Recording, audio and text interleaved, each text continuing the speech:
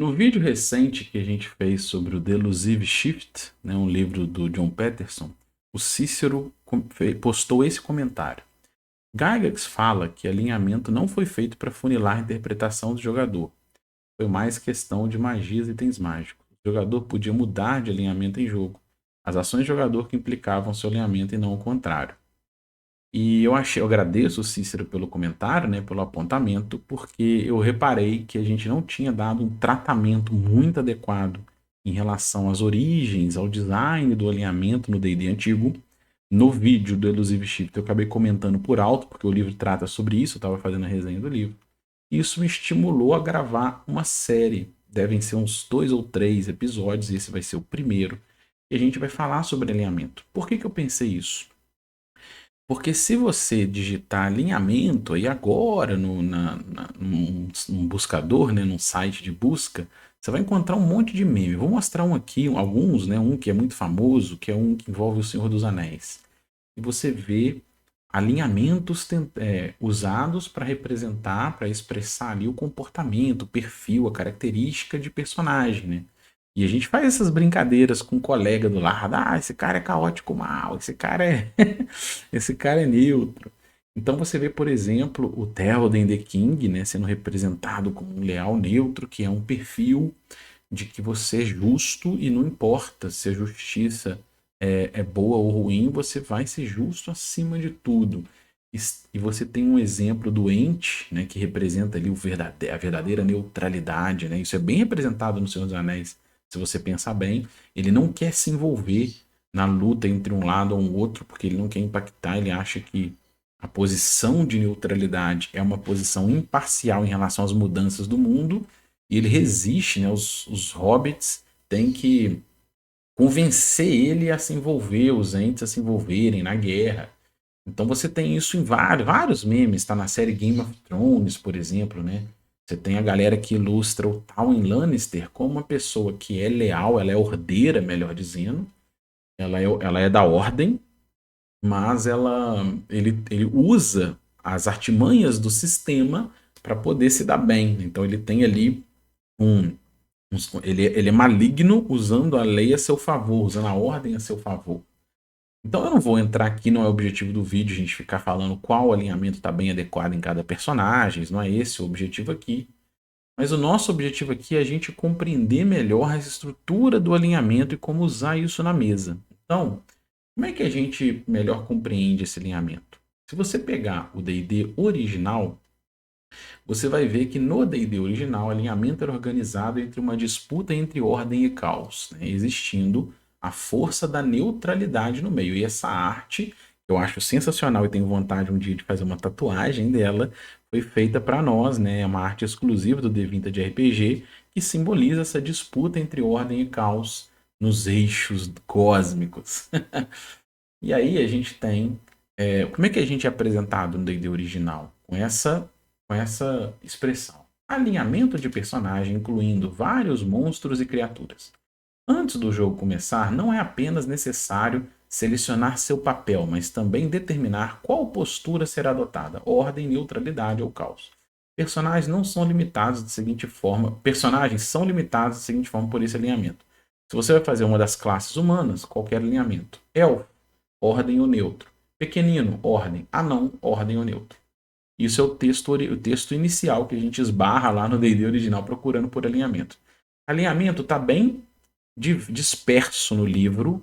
Você vai encontrando alguns vestígios ali. A relação dele com magia, com item mágico.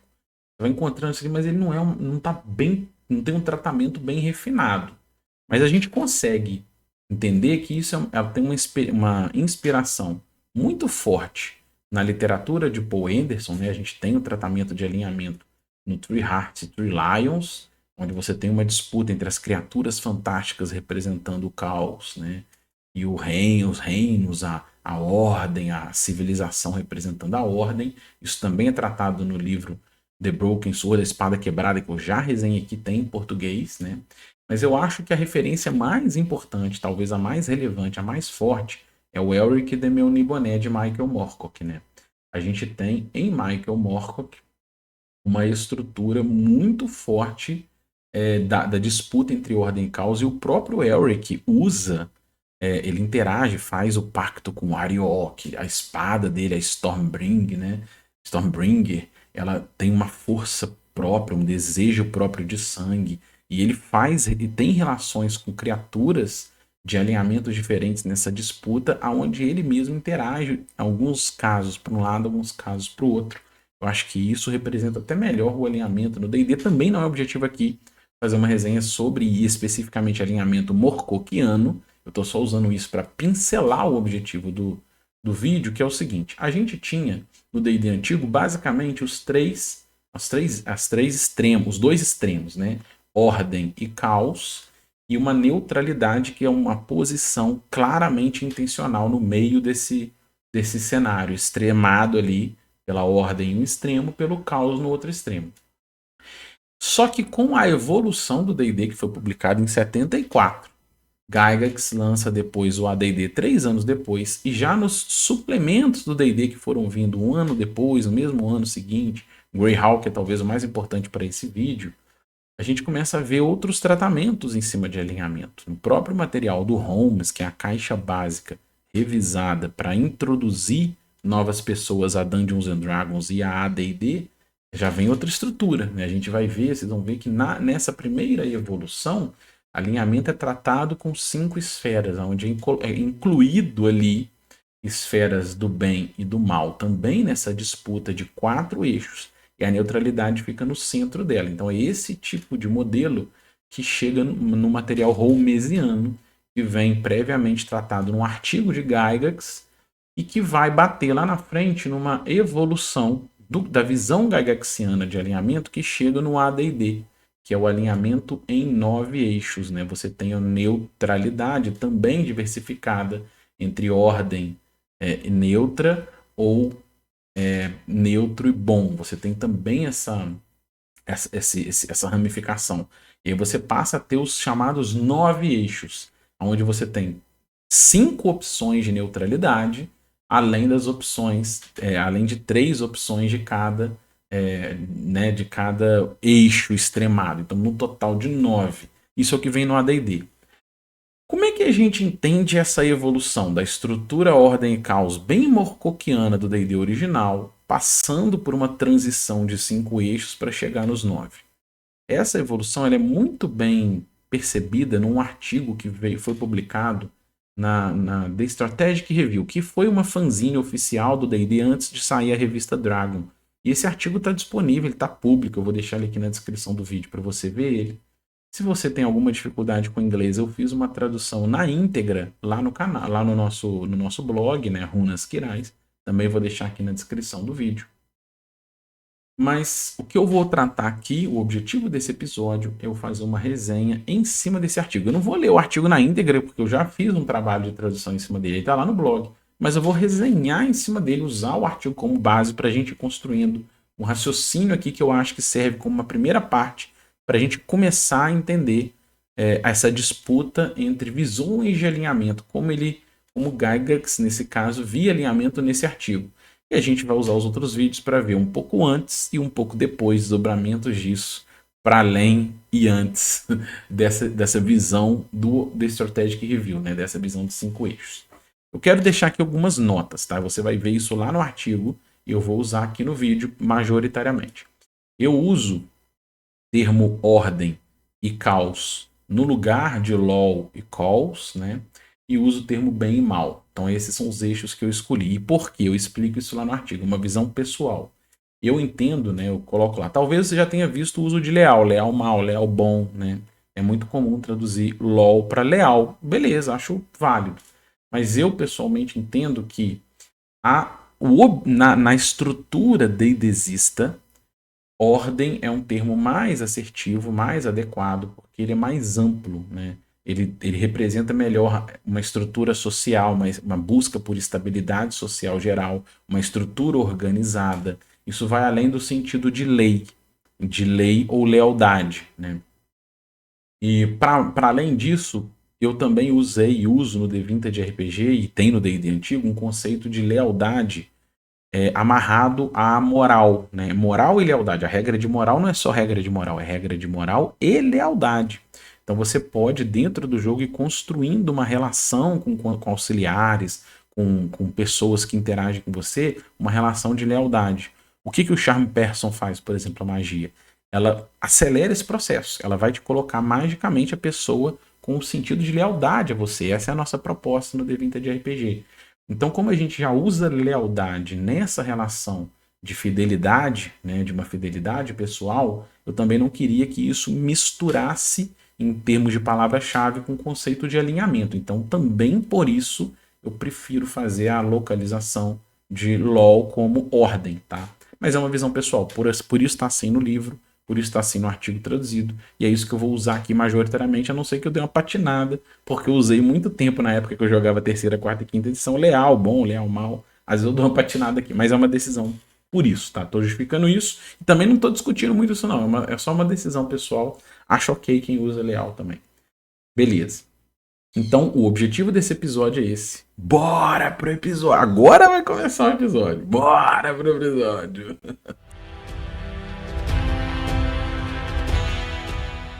Salve, aventureira! Salve, aventureiro! Bom dia! Eu sou Kiral e hoje a gente vai trazer aqui a primeira visão gygaxiana. Por que eu chamei de alinhamento? Por que eu chamei primeira visão gygaxiana? Porque a visão que saiu no D&D original, ela tinha participação de Dave Arneson e era uma visão embrionária de Gygax. E Gygax amadurece isso ao longo das suas jogatinas e da sua experimentação e da visão de como a galera estava usando alinhamento no D&D para estruturar uma visão mais madura. E ele publica isso no The Strategic Review. Eu fiz uma tradução lá no blog, a gente vai ver a versão traduzida, né? Vocês podem ver a versão traduzida, eu vou deixar aqui na descrição. Ordem e caos, né? Eixos de alinhamento no D&D, parte 1, que também é parte 1 desse vídeo.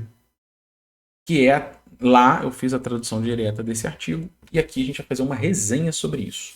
Então, eu quero explicar, né, um pouquinho de por que os motivos desse artigo. Já mostrei que Gygax tinha publicado no D&D original 3 eixos, né? Você tinha ali ordem e caos nos extremos e a neutralidade como uma posição entre isso. Então, nesses extremados, você tinha as opções de alinhamento, né, em disputa, ordem contra caos. E ele percebe que a galera estava sobrepondo conceitos, estava entendendo o caos como mal, né, como comportamento ruim.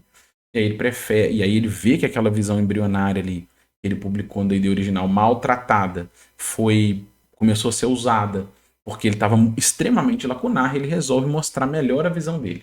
Então ele começa mostrando o gráfico, né? Então na verdade aqui ele começa o artigo mostrando, talvez você deve ter visto isso, tem sobreposições, eu resolvi refinar isso. E aí o gráfico dele passa a ser desse modelo, ele apresenta esse gráfico pra gente. Então neste gráfico você tem um eixo de bem em contraponto ao eixo de mal, e você tem o eixo, né, esses eixos extremados, e no outro extremo você tem o eixo de ordem em contraponto ao eixo de caos. Esses também eixos extremados. E você tem no meio disso, coloquei um quadradinho aqui só com N, porque se eu escrevesse neutralidade ia ficar muito grande, eu queria representar o mesmo tamanho. Você tem o eixo da neutralidade. E ele explica isso. Se você observar esse gráfico, neutralidade, ele explica no artigo, né? Neutralidade não é visto como neutralidade uma ação pontual ou outra, né? Que você fique neutro no meio dessas disputas. Mas também não é visto como uma ação que você faz para benefício próprio. Se nessa disputa você está lutando contra a ordem ou caos para um benefício próprio, também não é a pura neutralidade. Eu acho que isso, aí não é do artigo, tá? Do que ele tenta apresentar lá no artigo como uma ação verdadeiramente, genuinamente neutra, eu acho que ela é muito bem representada no Barbárvore lá do Senhor dos Anéis, do Tolkien, né? Que é ele precisa ser convencido, e é uma disputa muito grande na dialética ali com hobbits contra ele, para ele poder entrar na guerra, porque ele acha que o mundo é o mundo, as mudanças fazem parte da história, e ele não quer se envolver. Então é muito difícil você se posicionar genuinamente na posição de neutralidade, né? Normalmente você está em disputa, e é isso que ele tenta mostrar no trabalho do artigo, né? Que essa posição ela é difícil.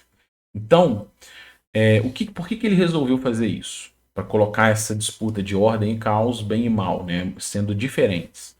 Porque era muito comum você pegar, por exemplo, o Orc no D&D antigo, ver que ele é do alinhamento caos e falar, não, Orc é tudo mal, né? Mas será que é assim mesmo? A criatura é sempre muito... existe sempre duas opções, é mal e bom, é ordem e caos, é tudo igual. Então eu vou fazer aqui um exemplo para a gente pensar essa visão no artigo, né? Que foi o que me bateu de visão própria. Eu pensei nesse exemplo, eu acho que é bem ilustrativo. Não é tratado no artigo, a gente está derivando aqui debate, tá? Se a gente pensasse, não sei se vocês já viram, se não viram, recomendo assistir a saga Star Wars. O Lord Sith, como é que funciona na saga Star Wars? O Lord Sith, ele dá um golpe de estado, ele usa a estrutura do governo da época República, ele dá um golpe interno no próprio estado da época Galáctico República e assume a estrutura com o seu autoritarismo e ele impõe ali a ordem na galáxia. Então, se a gente pensar, a estrutura do império no Star Wars, né, ela é esse império extremamente organizado, é uma ordem, mas ela é uma ordem de imposição autoritária em cima de uma figura, claramente uma inspiração fascista ali. Mas isso é bom? Você acha, né, que a imposição autoritária fundamentalista dos ideais de um líder, né, ela é correta essa imposição? Então isso é bom? Não, é claramente uma opção. Ali está claramente representado uma estrutura de ordem e mal, né? Ordem e mal são os eixos extremados de ordem. A ordem, quando ela é puxada para o seu extremo, ela tende ao autoritarismo, e o mal, quando é puxado para o seu extremo, ele tende à malignitude, né? Que está bem expressada, por exemplo, numa estrutura extremamente egocêntrica, extremamente autoritária, na caricatura ali do Lord Sif, né? E quem está enfrentando isso está buscando forças do caos, que é derrubar a ordem vigente, né? Então, se a gente pensar nos rebeldes, né, que lutam contra o Império, que lutam para tirar as correntes que a galáxia estava nas mãos do Império, eles são claramente agentes do caos, eles estão querendo quebrar a ordem vigente. Mas eles são maus? Não, eles estão querendo libertar cada planeta da galáxia que está aprisionada em cima da estrutura imperialista, né? E isso é imperialismo. Então, dentro dessa estrutura, claramente a galera dos rebeldes ali são agentes revolucionários, né? Eles querem reorganizar a estrutura vigente. Então, é um exemplo que eu tentei trazer aqui para mostrar como Gygax pensava os eixos do alinhamento ali. Ele apresentou nesse artigo uma proposta em que você tem extremo, o extremo na esquerda desse gráfico é um extremo de ordem, em que você vai ter uma estrutura autoritária no extremo. O extremo à direita no gráfico é um extremo do caos, em que você vai ter uma desordem, uma anarquia, né? E o extremo acima, né, você tem o bem exageradamente extremado e para baixo a malignitude exageradamente extremada. E no centro disso você tem uma posição intencionalmente imparcial. Ele não é imparcial porque ele ajuda, ou ele olha hora por hora para o caos. Ele tem uma posição muito difícil de ser colocada e ela é pequena, ela fica no meio disso. E é óbvio que, se você vê essa posição de Gygax, ele pensa que personagens podem o tempo todo navegar entre esses eixos. Então, quem está mestrando vai registrando dentro desse eixo os seus comportamentos. E toda ação que você fizer, pequena, média, intermediária, que interage com um ou com o outro, você vai anotando. Então, o alinhamento vai flutuando em cima desse gráfico. Então, você pode ter personagens que mudam de alinhamento durante o jogo. Tá tudo certo, né?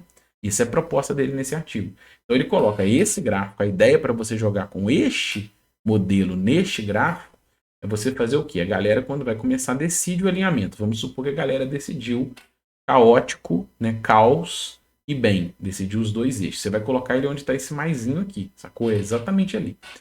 Conforme a galera for agindo com alguns comportamentos durante a aventura e vão puxando ele para o lado da ordem. Então ele respeita a ordem vigente, ele faz um contrato lá e respeita um contrato. Você vai anotando ali, maisinho, maisinho, maisinho, é 1 mais, 2 mais, 3 mais, você vai anotando. Às vezes o personagem ao longo da campanha vai navegando no eixo da ordem, vai caminhando para o lado da ordem. Eu vou seguindo um caminho ordeiro, né? E aí ele deixa de ser caótico do eixo bom ou do eixo do bem, mas continua sendo comportamentos do bem, mas do eixo ordeiro. Pelo contrário, se ao invés dele fazer isso, ele começar a ter ações mais egoístas, né? Ele vai se afastar do eixo do bem. Então ele vai caminhando na direção de caos e mal, né? Ações individuais, ações egoístas, enganosas, trapaceiras, você vai vendo esse comportamento. Então você vai fazendo essa dinâmica, né? Se ele tiver no eixo do caótico e bom, e ele estiver fazendo ações que vão indo para a ordem, mas também para o mal, você vai andando na diagonal, ele pode ir caminhando para a neutralidade até chegar lá, entendeu? Então assim a gente para ordem mais mal, né? Ou seja, ele vai seguindo caminhos da ordem, mas de maneira egoísta, usando o sistema para se dar bem. Então beleza, você tem essa estrutura aqui e ele te dá parâmetros. Como é que você vai estruturar isso, né? Então ele coloca um ranking em ordem crescente, ou seja, as primeiras dualidades ali são as mais frágeis e as de baixo são as mais pesadas, em duelo do que são comportamentos tipicamente ordem contra caos, né? Então ele coloca confiabilidade, disciplinado, decoro e confusão. Você vai colocando ali ordens pequenas até chegar no extremo de cada ordem, de cada eixo. Então, do outro lado, ele coloca a dicotomia ali, a dicotomia não, mas o conflito entre bem e mal com exemplos também em ordem crescente. Isso significa que a pessoa pode ter um comportamento metódico e ser desonesta. Elas não são excludentes. Então, é isso que ele explica. Dessa forma, termo ordem e caos, né, ordem e mal, eles não são de modo algum exclusivos. Mutuamente exclusivos. Né? Não há razão que não possa existir regras prescritas, rigorosas, aplicadas que sejam desagradáveis, prejudiciais ou até mesmo corruptas. Então, as regras podem ser prescritas, elas podem ser desagradáveis, prejudiciais e até corruptas, entendeu? Defender a ordem não necessariamente tem relação com ser do bem ou do mal. Então, o caos e bem também não forma uma dicotomia. O caos pode ser inofensivo, amigável, honesto, sincero, benéfico, puro. Tudo isso indica que há 5 e não 3 alinhamentos. Então ele coloca ordem e bem, você pode ser ordem e mal, pode ser neutralidade, causa e bem, causa e mal. Então ele organiza, a partir desse raciocínio, uma proposta de 5 alinhamentos. E ele dá uma série de exemplos para a gente poder ter referências. Por exemplo, né, se você pegar um extremo do bem, do eixo do bem e ordem, tem o exemplo do Lamassu, né? Lamassu é uma criatura do D&D antigo, é um leão com faces humanas, que é extremamente ordeira do bem. E isso é muito diferente de um comportamento, por exemplo, de um Dijin. Um Dijin, ele não é uma criatura maligna, saca? Por isso que ele está já mais próximo do mal ali. Mas ele é traiçoeiro, ele não é ordeiro, ele não vai seguir ordens vigentes. Então ele está no eixo do caos, mas não é tão caótico assim. Ao mesmo tempo, ele está bem próximo da maldade. Ele está ali numa transição bem próxima para tentar ilustrar para a gente que ele tem um comportamento traiçoeiro. Diferente, por exemplo, do Dragão Vermelho, que na proposta do D&D antigo, Gygax apresentava ele como um exemplo extremado de caos e mal, né? Uma criatura extremamente egoísta e maligna, que a gente tem como exemplo na capa do D&D da Grow. Aquela capa mágica, né, que muita gente adora. Eu acho essa arte maneira, embora eu não goste da ideia do guerreiro estar enfrentando ele. Eu acho que o guerreiro tinha que estar correndo, mas pode ser uma pessoa tola, né, que vai ser queimada ali, virar cinzas. Mas beleza. E aí, para a gente caminhando para a conclusão do artigo, né, o que isso impacta na agência? Então, olha o que o Gygax conclui no artigo. Isso nos leva ao assunto de que aqueles papéis de personagens que não possuem. Isso nos leva no assunto dos personagens que não possuem tanta liberdade quanto os outros. Então, ele já tinha percebido que essa proposta dele de é óbvio que é alinhamento, que é comportamento que direciona alinhamento e não o contrário, ela estava lá. Mas existe uma contradição que ele já tinha percebido. Algumas classes são alinhamento dependente. Então ele começa a comentar, né? Se a gente tem, por exemplo, paladino e clérigo, são classes alinhamento dependente. Então eles podem perder o seu status, eles podem perder a classe, né? Perder a classe não no sentido de perder o decoro, mas de perder a classe paladino. Porque a troca de alinhamento pode atrapalhar, pode imprimir nisso. Então é um comportamento mais rigoroso. Então ele comenta, clérigos de alto nível, por exemplo, que falham em se manter no seu eixo do bem e mal, eles deverão fazer algum tipo de expiação imediata. Né? Expiação é um reparo, é um ato ali, você vai fazer um ato religioso para recuperar o que você perdeu. Né? Então ele fala, se você não faz isso, você simplesmente volta para o sétimo nível. Clérigo de alto nível ele considera 8 mais, então você é um clérigo nível 10.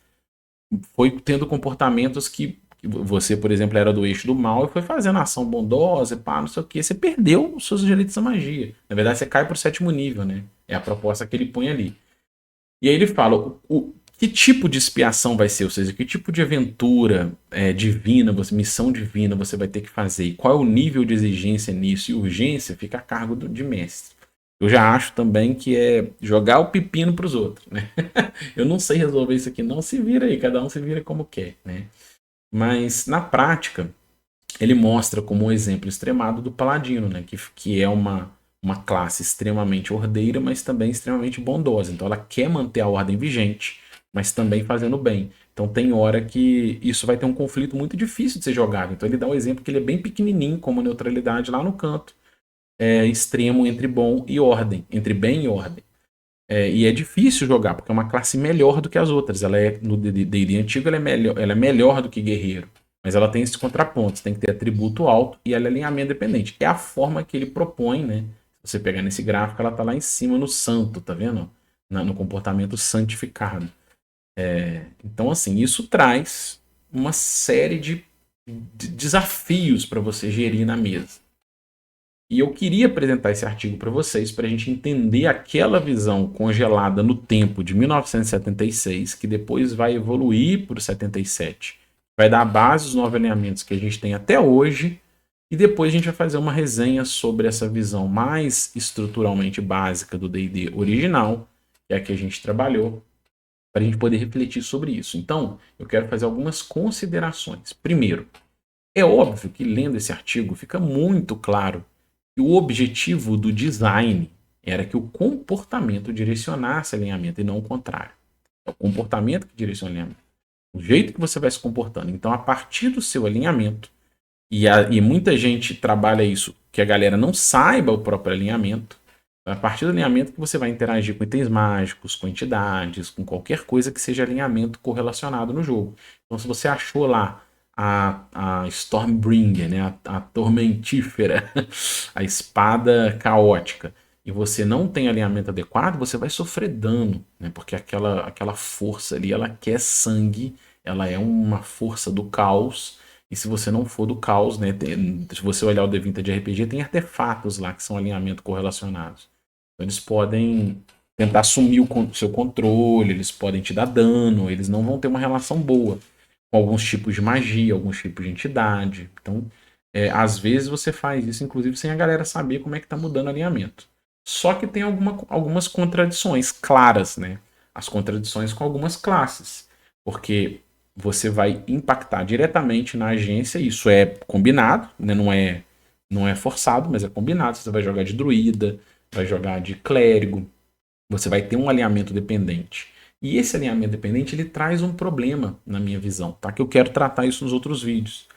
Mas o problema é que, às vezes, isso entra em conflito com a proposta da aventura, num RPG tipicamente estratégico, né? Em que você, por exemplo, vai trabalhar... pegar o exemplo do Terra de Gigantes, né? Que a gente trabalha. Você tem lá qual é o gancho, né? Qual é o motivo? Personagens são pária na sociedade. Se você, numa fantasia tipicamente medieval, se você não faz parte do clero, da aristocracia ou de uma burguesia eventualmente emergente, você é plebe. E se você é plebe e não quer fazer parte da plebe e quer lutar contra isso, uma das formas que a gente vai tratar no jogo é se aventurando. Né? Você vai buscar ali tesouros e tal para ver se você consegue se dar bem. A maioria vai morrer tentando. Né? É a parte proposta da aventura. E aí você começa a entrar em conflito. Mas, cara, esses tons de cinza fazem parte do D&D antigo. Então, quando você coloca paladino ou druida, você começa a trazer uma expressão muito impactante no jeito de jogar, que às vezes nem interage com o cenário. Se você quiser fazer um cenário que não tem deuses, como é que você vai tratar o clérigo no jogo, entendeu? Então eu já falei isso no vídeo, por que não tem clérigo, né? Porque a gente redesenhou o clérigo. E um dos pontos é esse, que eu fico pensando sobre isso, né? Uma contradição clássica. E vai trazendo ainda mais um problema, porque esse tipo de proposta é mais uma contabilidade, é mais uma coisa que você vai ter que gerir. Você vai ter que gerir a mudança de alinhamento, como é que a galera está se comportando. Você já tem que gerir tanta coisa para mestrar o jogo, eu acho que é mais um problema, tá? Para gerir. Mas, se você quiser jogar com esse modelo de 5 alinhamentos, fazer essa gestão, ou com 9, mas se você quiser pegar o gráfico proposto nesse artigo e usar com o D20 de RPG, vai funcionar perfeito, tá? Vai funcionar perfeito, porque a gente tem a classe magista, por exemplo, que é um desenho nosso, você pode olhar lá no livro, ela acomoda perfeitamente druida, paladino ou clérigo. Só que ao invés de você fazer um paladino, fazer um druida ou fazer um clérigo, você vai se tornar, pode se tornar, druida, clérigo ou paladino com o jogo. Então, se você, no seu cenário, quer tratar alinhamento desse jeito, desenhando alinhamento, e se a galera fosse alinhando a eixos da ordem, ele pode, na ordem dele ali dos clérigos, de repente, os devotos da luz, ter alguns acessos à magia, à arma sagrada, que é uma massa que ele ganha abençoar a arma para essa arma sagrada. Você vai construir o seu clérigo lá na mesa, a partir da base. Ele vem do jogo e não do sistema, né? Essa é a nossa proposta. Paladino também, druida, de repente você faz um pacto com forças da neutralidade, com ente, com espíritos da natureza, em que você não pode usar mais metal. Sacou? Olha que loucura. Vem do jogo. E você é magista, você é a mistura de combinado entre arcanista e guerreiro. A classe é essa, mas você, para ter as forças das magias da natureza, você não pode mais usar metal. Tá pronto o seu druida, que veio da mesa, a partir da base magista. Então, na minha visão, é um desenho muito mais interessante para permitir diferentes abordagens do que você trazer a rigidez sistemática disso, né? Mas eu quero, já falei disso em outros vídeos, não só quis fazer as considerações finais, quero tratar depois como é que Gygax evolui essa visão dele no AD&D e depois pensar em outras formas, a partir do D&D original, alguns desenhos em cima disso. Talvez a gente vai tratar em mais um ou dois vídeos. Mas era isso que eu tinha para falar hoje. Se você gostou, se inscreva no canal, deixe um joinha, compartilhe e, acima de tudo, comente. Vai lá no nosso blog, dá uma lida no artigo na íntegra lá para você colaborar com o rolê, evoluir mais essa discussão que a gente está fazendo. Deixa aí os comentários. Valeu, galera!